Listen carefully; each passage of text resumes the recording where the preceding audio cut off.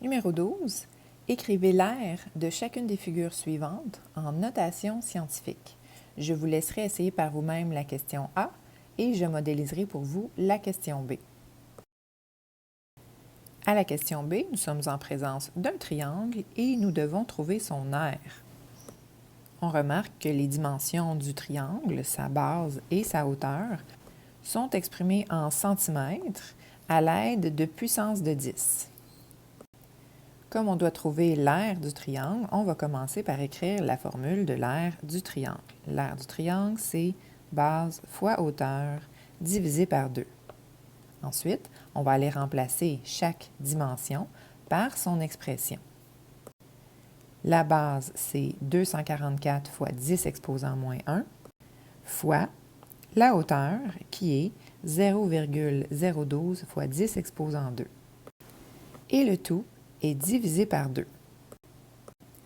On a appris dans la théorie que lorsque l'on devait multiplier deux nombres exprimés en notation scientifique, on allait regrouper les nombres décimaux entre eux. Donc, multiplier les décimaux entre eux et multiplier les puissances de 10 entre eux. La difficulté supplémentaire ici, c'est qu'à la fin de tout ça, on va également devoir diviser par 2. 2, est-ce que c'est un nombre décimal ou est-ce que c'est un nombre exprimé en base 10? Ce n'est pas une base 10, donc c'est un nombre décimal. Alors, comme les deux autres nombres décimaux, je vais le mettre en jaune.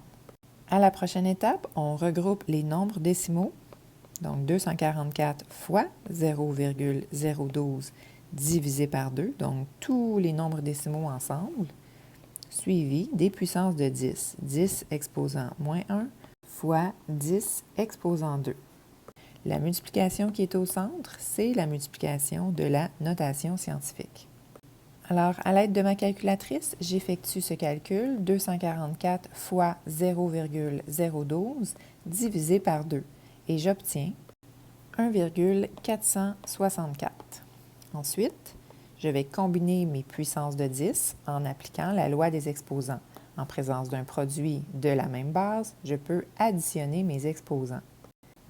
Moins 1 plus 2, ça donne 1, donc 10 exposant 1.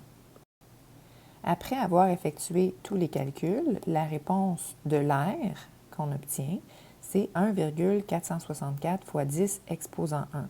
Est-ce que ce nombre est exprimé en notation scientifique comme on nous le demandait dans la question? En notation scientifique, on doit avoir un seul chiffre significatif non nul à gauche de la virgule. C'est le cas, c'est un 1, ce n'est pas un 0, donc 1, c'est permis. Donc oui, effectivement, on est bien en notation scientifique.